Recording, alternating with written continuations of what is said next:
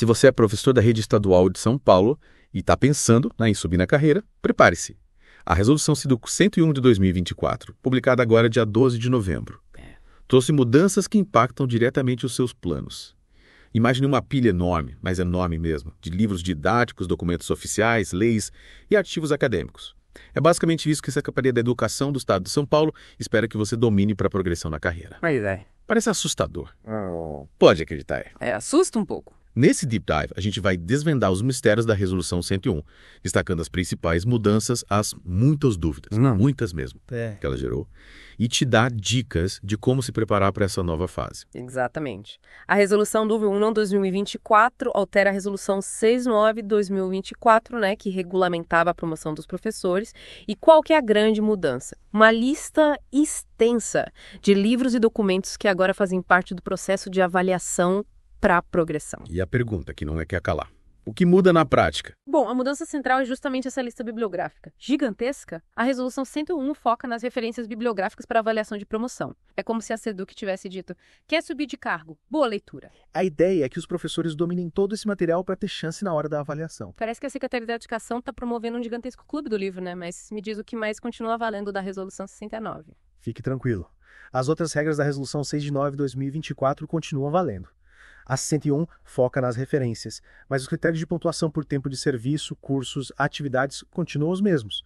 Só que tem um detalhe importante. A 101 tem efeito retroativo a 4 de outubro de 2024. Efeito retroativo.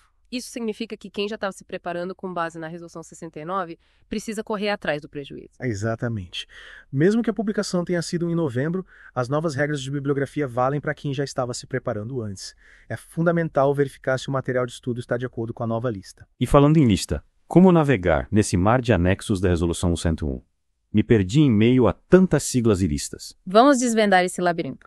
Basicamente, os anexos A, B, C e D apresentam as referências bibliográficas para diferentes cargos.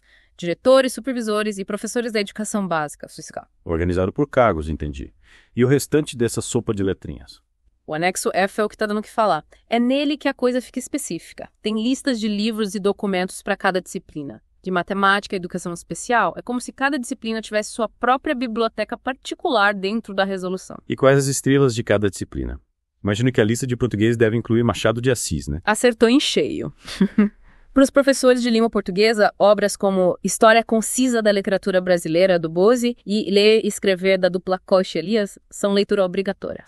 Já estou anotando aqui para adicionar na minha lista de leitura. E para os colegas da educação física, o que a Resolução 101 indica? Para eles, autores como Oliveira, Bosley e Beth são presenças garantidas. Cada área tem suas referências clássicas e contemporâneas, abrangendo diferentes aspectos da disciplina. Parece que essa SEDUC fez um verdadeiro quem é quem da literatura acadêmica para cada área, Mas será que essa Resolução 101 só trouxe boas notícias? Olha, sinceramente, acho que a SEDUC esqueceu de mandar o manual de instruções junto com a resolução. Tem muita gente com a pulga atrás da orelha, sabe? Que tipo de dúvidas estão tirando o sono dos professores? A principal dúvida, talvez a mais preocupante, é sobre os critérios de avaliação. A resolução lista as obras, mas não explica como esse conhecimento vai ser cobrado, vai ter prova. Análise de desempenho. Como saberemos se estamos dominando o assunto? Ler é uma coisa, mas como demonstrar esse conhecimento na prática? E a questão do acesso a esse material todo também gera preocupação, não é? Com certeza. Tem muito livro acadêmico específico que só se encontra em plataformas pagas ou bibliotecas universitárias. E nem todos os professores têm acesso a esses recursos. Realmente, a SEDUC parece ter deixado uma lacuna importante nesse quesito. E além da avaliação e do acesso, o que mais tem gerado polêmica entre os professores? Acho que a cereja do bolo é a quantidade de material. A lista é gigantesca. Será humanamente possível dominar tudo isso? E por que algumas obras importantes da lista anterior foram excluídas sem justificativa? A sensação é que a SEDUC jogou uma bomba no colo dos professores e saiu correndo. Uma bomba de conhecimento, talvez. Mas, brincadeiras à parte, realmente, a Resolução 101 levanta mais perguntas do que respostas. O que podemos fazer para navegar nesse mar de dúvidas? Antes de tudo, calma. A SEDUC pode e deve publicar esclarecimentos sobre a resolução. Fique de olho nos comunicados oficiais. Enquanto isso, organização é a palavra de ordem. Que dicas práticas você daria para os professores não entrarem em pânico diante dessa montanha de livros? A primeira dica é planejamento. Com tanta obra para ler, é preciso criar um cronograma de estudos, priorizando as áreas mais relevantes para sua disciplina. Defina metas realistas e divida a leitura em etapas. Um guia de sobrevivência literário. E qual a segunda dica para nossos ouvintes? Seja um mestre da busca estratégica. Explore bibliotecas públicas, plataformas online, repositórios universitários. Com jeitinho, você consegue acesso a muitos desses materiais. Converse com os colegas, troque materiais, dicas, resumos. A união faz a força. Compartilhar conhecimento e recursos é fundamental nesse momento. E para finalizar, qual a última dica para os professores? Participação ativa. Encontrou alguma inconsistência ou injustiça na lista? Use os canais oficiais para registrar suas dúvidas e reivindicações. Afinal, a resolução impacta diretamente nossa carreira e nós temos o direito de questionar e buscar soluções. Professor informado é professor empoderado. Mas antes de partirmos para a próxima parte do nosso Deep Dive, gostaria de saber, o que mais chamou atenção nessa resolução 101? Teve algum ponto específico que você achou, digamos, curioso? O que me deixou intrigada foi a inclusão de algumas obras que, digamos, fogem um pouco do escopo tradicional da disciplina. Por exemplo, na lista de Sociologia tem um livro sobre ações afirmativas. É interessante ver essa preocupação com temas contemporâneos relevantes para a formação dos alunos. Mas será que essa inclusão é só para constar? Ou realmente vai ser cobrada na avaliação? Fica a dúvida. É esperar para ver como essa salada literária vai ser servida na prática. Mas por hoje vou usando a pausa para respirar e processar todas essas informações. Voltamos em breve com mais detalhes e análises sobre a Resolução 101. Abordando seus impactos na carreira docente e na educação como um todo. Fique ligado. Bem-vindos de volta ao nosso Deep Dive na Resolução 101. Na primeira parte, a gente explorou as mudanças, as dúvidas, as polêmicas. E agora vamos aprofundar a análise, observando a resolução sob a luz dos princípios que regem a educação e a carreira docente. Acho que vamos trocar as lentes de aumento por um microscópio, né? Afinal, não basta só conhecer os livros, a gente precisa entender o impacto dessa resolução na prática. Isso aí. Precisamos analisar se a Resolução 101 está de acordo com a Constituição Federal, que garante o direito à educação e valoriza o profissional da educação. Em tese, a resolução deveria estar alinhada a esses princípios, né? Mas na prática, será que isso acontece? Aí que a porca torce o rabo. A resolução, por um lado, busca atualizar o processo de promoção, trazendo obras e autores importantes para a discussão pedagógica contemporânea. A gente viu que a lista inclui autores renomados, temas relevantes. Qual seria o problema, então? O problema é que a resolução parece que esqueceu de um pequeno detalhe. O professor. Como assim? Explica melhor essa afirmação. A SEDUC jogou uma lista enorme de livros e documentos, mas não ofereceu as condições para que os professores acessem e, principalmente, assimilem esse conteúdo. Verdade. A gente já discutiu a dificuldade de acesso a algumas obras, especialmente as mais acadêmicas, e a falta de clareza nos critérios de avaliação. Mas como essa falta de apoio impacta o professor? A resolução não leva em consideração a realidade dos professores, né? Que muitas vezes trabalham em várias escolas, têm jornada dupla, pouco tempo para estudo e pesquisa. Essa avalanche de livros pode acabar gerando mais estresse e sobrecarga. Sem dúvida, a vida de professor não é fácil, e a Resolução 101 parece ignorar essa realidade. E a falta de diálogo com a categoria docente também é um ponto crítico, não é? Com certeza. A resolução foi imposta de cima para baixo, sem espaço para debate ou sugestões dos professores. Parece que a SEDUC esqueceu que os professores são os protagonistas da educação. E essa falta de diálogo gera um sentimento de desvalorização profissional, não é mesmo? Mas voltando à questão da lista, você acha que ela realmente contribui para a valorização dos professores e para a qualidade da educação? Essa é a pergunta de R$1 milhão.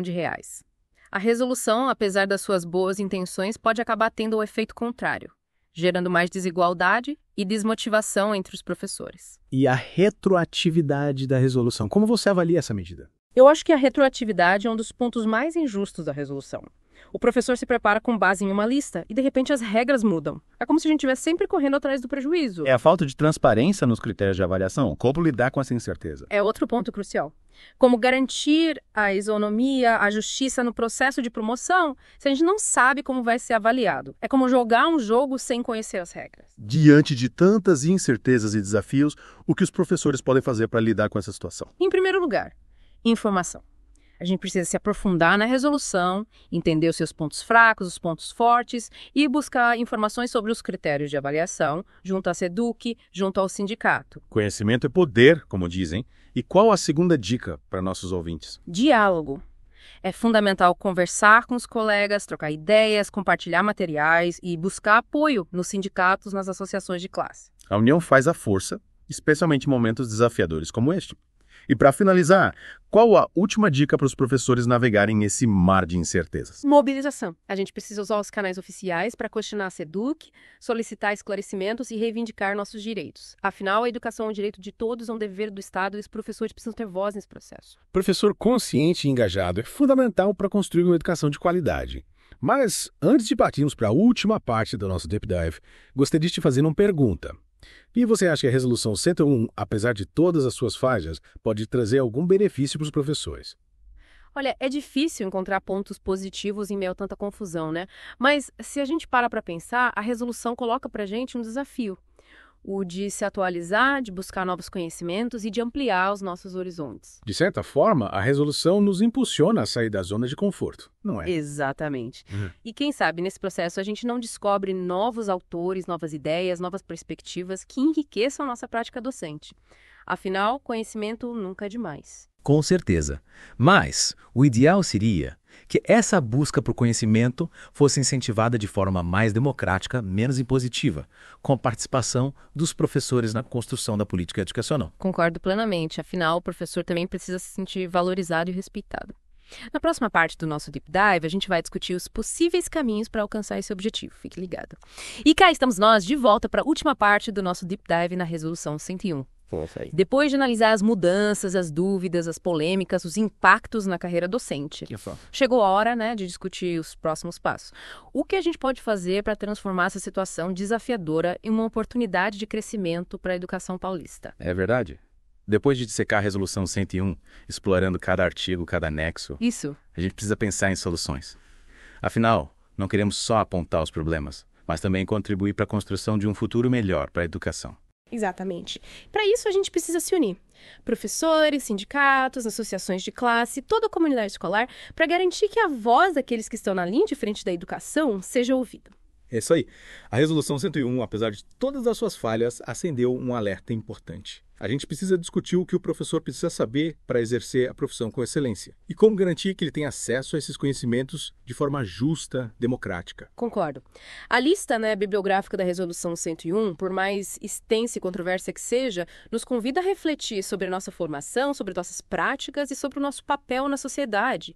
A gente precisa aproveitar esse momento para questionar os modelos impostos e construir uma nova perspectiva para a educação paulista. Uma perspectiva que valorize a experiência do professor, a criatividade, o compromisso com a aprendizagem dos alunos, que reconheça a importância da formação continuada, do diálogo entre os pares e da participação dos professores na construção das políticas educacionais. Isso. Exatamente. A gente precisa lutar por uma educação que seja de fato um direito de todos, e não um privilégio para poucos. Uma educação que valorize a diversidade, a inclusão e a justiça social. E essa luta, ela começa dentro de cada escola, em cada sala de aula, em cada conversa com os colegas, com os alunos. É preciso ter esperança, mas também é preciso agir. Com certeza. A Resolução 101 nos impôs um desafio, mas também nos deu a oportunidade da gente se unir em torno de um objetivo comum: a construção de uma educação pública de qualidade para todos os cidadãos paulistas. E para finalizar o nosso Deep Dive, eu queria deixar uma mensagem de encorajamento para todos os professores que estão nos ouvindo. Não se deixem abater pelas dificuldades. Continuem buscando conhecimento, dialogando com seus pares e lutando por seus direitos. A educação precisa de vocês. E lembrem-se, o The Deep Dive continua acompanhando de perto as novidades e os desafios da educação. Fiquem ligados para mais análises, reflexões e dicas para navegar nesse mar de informações. Esperamos que esse Deep Dive tenha sido útil e esclarecedor para você, caro professor. Continue nos acompanhando e compartilhe suas opiniões e suas sugestões. Até a próxima!